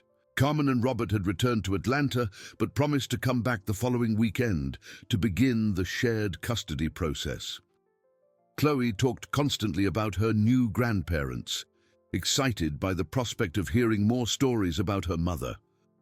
Will had scheduled the DNA test for the following week, determined to definitively settle the paternity issue.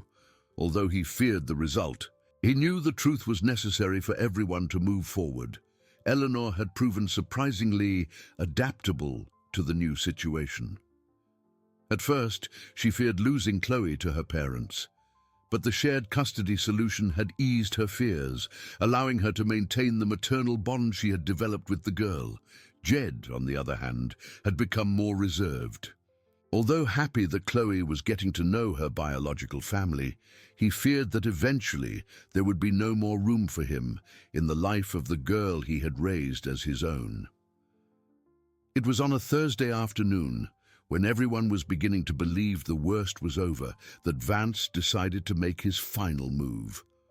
Chloe was playing in the garden when a car stopped at the estate entrance. It wasn't the old car Vance usually drove, but a newer vehicle, borrowed specifically to make a better impression. 3 men got out, Vance himself and 2 companions who were clearly not from the area. Will was in his study when the maid came to inform him about the visitors. When he looked out the window and saw who they were, his blood ran cold. "Eleanor!" he called urgently. "Get Chloe and go inside the house, now!" "What's happening? Vance is here and he's not alone." Eleanor ran to the garden and scooped Chloe into her arms, ignoring the girl's protests that she wanted to keep playing. "But Auntie, I didn't finish my sandcastle." "You can finish it later, sweetie. We need to go inside now." The three men approached the main house with determined steps. Vance had swapped his usual clothes for a cheap suit, trying to project an air of respectability. His companions were two younger men who looked like they were used to solving problems with force. Will came out of the house before they reached the door, trying to keep the situation under control. "Vance, I wasn't expecting to see you again." "Will, my friend, I've come to settle our outstanding business." "What business? I thought we had reached an agreement." Vance smiled maliciously.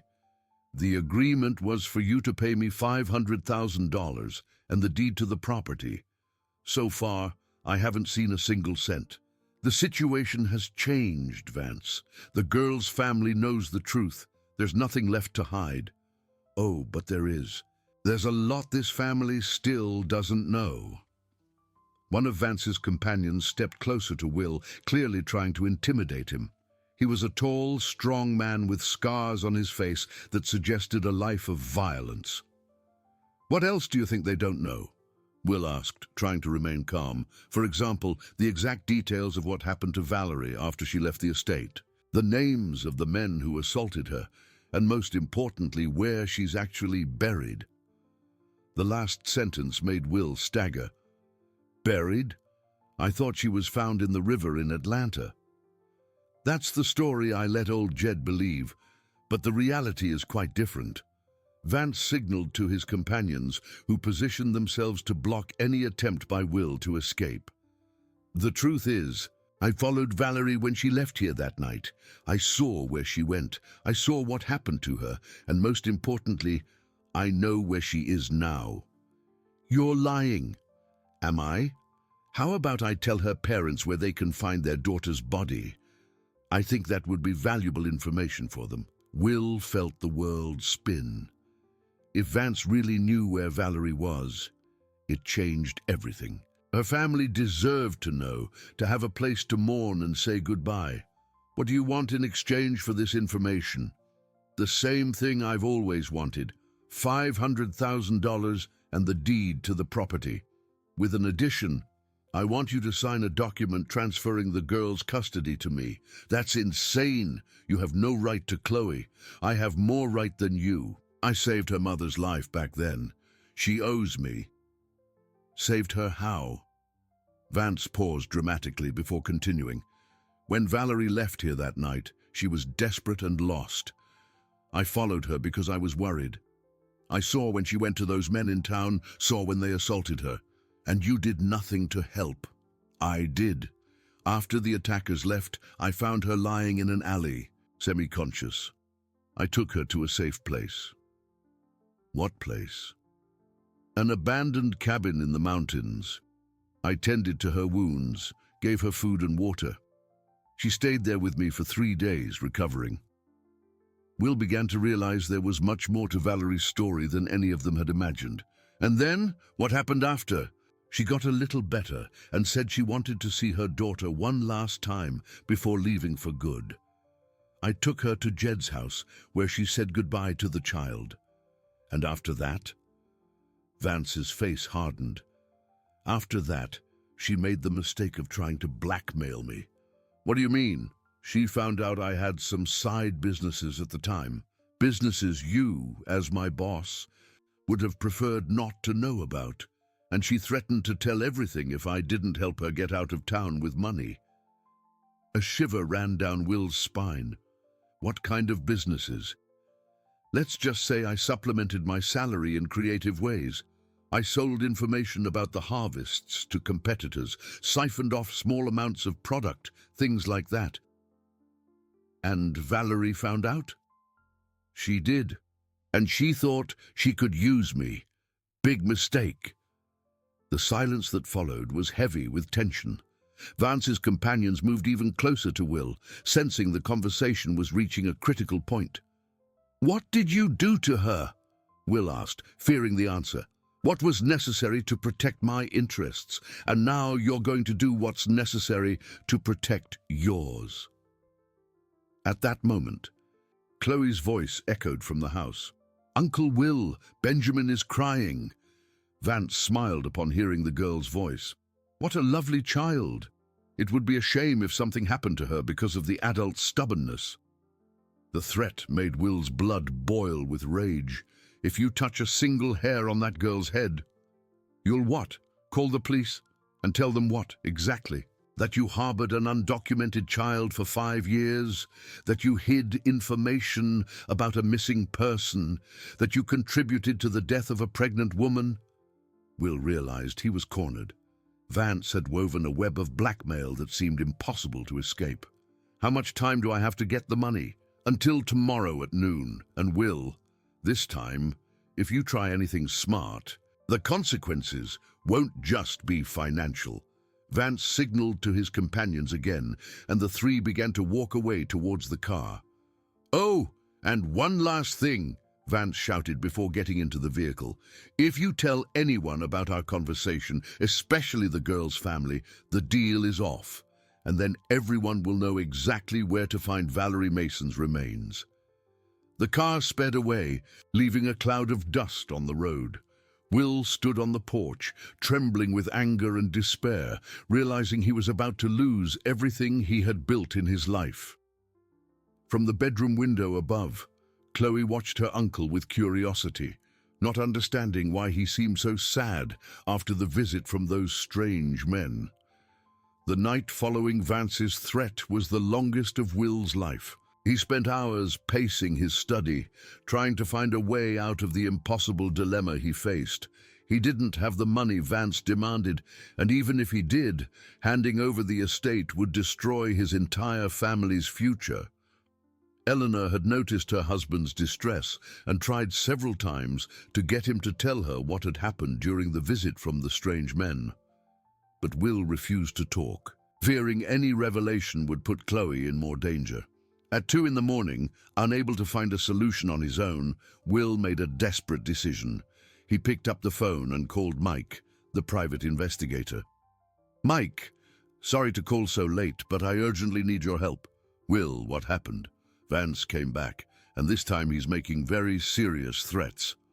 What kind of threats? Will told him the whole story of the visit, including the revelations about what had happened to Valerie and the threats against Chloe. When he finished, there was a long silence on the other end of the line. Will, this is very serious. If he really knows where Valerie's body is, that's evidence of a major crime. But he said, if I tell anyone, the consequences will be terrible. And if you don't, the consequences could be even worse. This man won't stop here. Even if you pay this time, he'll be back to blackmail you whenever he needs money. What do you suggest? We set a trap. I'll contact the state police, explain the situation. We can record the next conversation with Vance, get evidence of the threats. What if it goes wrong? What if he follows through on his threats against Chloe? Will, this man has committed at least one murder. Do you think he's going to honor any deal you make? Mike's logic was irrefutable, but Will still hesitated. The thought of putting Chloe at risk terrified him. I need to think. We don't have time to think. He's coming back tomorrow at noon. If we're going to act, we have to prepare everything in the morning. Will hung up without giving a definitive answer, but he knew Mike was right. Vance was not the type of man to keep his word, and giving in to his demands would only postpone the problem. The next morning, Chloe woke up earlier than usual and found Will in the kitchen, drinking coffee with the look of someone who hadn't slept. Good morning, Uncle Will. Why are you up so early? Good morning, my dear, just thinking about a few things. Sad things? You look sad. Will looked at the little girl who had become so important in his life and felt his heart ache at the thought of losing her. Chloe, you know that Aunt Eleanor and I love you very much, don't you? I know, and I love you too, and Grandpa Jed. And now the new grandparents too. And what if one day we had to leave here? Would you be very sad? Chloe stopped eating and looked at Will with concern. Leave for where? I don't know yet, maybe far away. But this is our home. What about Benjamin, and my drawings, and the birds in the garden? The innocence of Chloe's concerns made Will realize he couldn't just run from the problem. This was her home, her life. He didn't have the right to destroy it because of his own cowardice. You're right, my dear. This is our home. At 11 in the morning, Mike arrived at the estate accompanied by 2 plainclothes police officers. They hid in Will's study, setting up recording equipment and establishing a plan for when Vance arrived. Remember, Mike said, try to get him to confess as much as possible about Valerie. The more he talks, the more evidence we'll have. And what if he suspects something? That's why we're here. But if all goes well, this nightmare ends today. At noon sharp, Vance's car appeared at the estate entrance. This time he had brought only one companion, but both seemed more tense and aggressive than on the previous visit. Will was waiting for them on the porch, holding an envelope to lend credibility to the charade. Punctual as always, Vance. I hope you've been equally punctual with my payments. I have part of the money here, Will said, showing the envelope. But before I hand it over, I want to be sure you'll keep your end of the deal. My part is very simple. I keep quiet. You all stay happy. And the information about Valerie. How do I know you really know where she is? Vance smiled arrogantly. Want proof? She's buried in a shallow grave about 10 miles from here near Salto Falls. I buried her there myself after. After what? After I had to solve the problem she created for me. You killed her? She left me no choice. She was threatening to tell about my businesses, threatening to destroy my life. I was just defending my interests. At that moment, the police officers emerged from their hiding spots, guns drawn. Police, hands on your head! Vance and his companion were paralyzed for a few seconds before trying to flee. The companion managed to get to the car, but Vance tripped on the porch steps and was quickly subdued by the officers. You betrayed me, he shouted at Will as he was being handcuffed. You don't know what you've just done. I know exactly, Will replied. I've just made sure you'll never threaten my family again. As Vance was taken to the police station, Mike approached Will. We got everything on tape, the murder confession, the threats against you and Chloe, everything. He's going away for a very long time. And now, how do we tell Valerie's family? Very carefully. They deserve to know the truth, but we need to prepare them for what they're going to find. That afternoon, Carmen and Robert were urgently summoned to the estate. When they arrived and learned that Vance had confessed to Valerie's murder, Carmen collapsed into her husband's arms. At least now we know, Robert said through tears. At least we can give her a proper burial. And Chloe, Carmen asked, how are we going to tell her that her mother is really gone? With love, Eleanor replied. We'll tell her that her mommy is in a safe place now, where no one can hurt her anymore.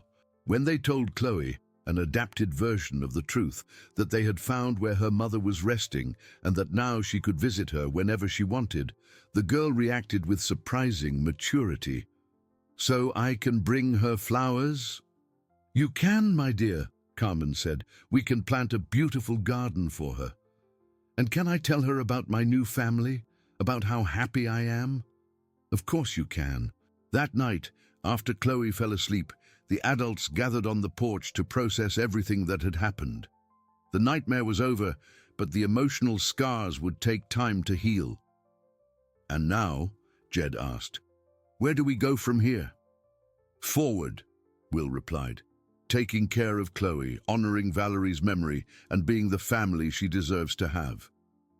3 days later, when Valerie's remains were finally found and given a dignified burial, Chloe placed a bouquet of wildflowers on the grave and whispered a silent promise to her mother. Mommy, I'm going to be very happy, I promise. And for the first time in 5 years, it seemed that this promise could actually be fulfilled If you like this video, please subscribe to my channel. I promise to bring you videos every day that will make your life happier. Comment what you thought of my story with a rating from 0 to 10, and thank you very much.